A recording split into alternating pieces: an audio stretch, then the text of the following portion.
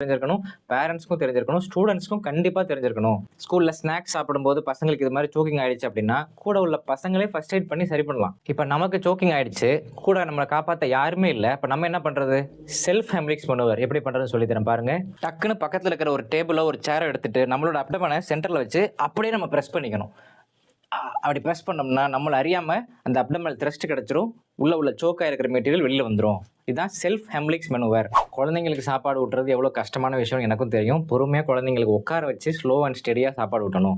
வாசல்ல நின்னுகிட்டு ஒரு வாய் சாப்பாடு வாங்கிட்டு குழந்தை அப்படி ஓடிட்டு திரும்ப வந்து சாப்பிடுறது, இங்க ஓடுறது, அங்க ஓடுறது, ஓடிக்கிட்டே சாப்பிடுறது, இந்த பழக்கமே இருக்கக்கூடாது. எவ்வளவோ பெரிய பெரிய நோய்க்கெல்லாம் மருந்து கண்டுபிடிச்சிட்டு இருக்கிற இப்ப நவீன மருத்துவ உலகத்துல தொண்டையில ஒரு வாழைப்பழம் சிக்கி ஒரு உயிர் போறத நம்ம கண் முன்னாடி பார்க்குறோம் அப்படிங்கிறது எவ்வளவு கஷ்டமான விஷயம். இனிமே இந்த மாதிரி ஒரு சம்பவம் நடக்கக்கூடாது. பொறுமையா, நிதானமா மென்னு சாப்பிடுங்க. பொறுமையா சாப்பிடுங்க. அதையும் மீறி சோக்கிங் ஏற்பட்டுருச்சுன்னா, ஹெம்லிக்ஸ் மேனோவர் அப்படிங்கிற முதலுதவி சிகிச்சைய உடனடியா செஞ்சு காப்பாத்திரணும்.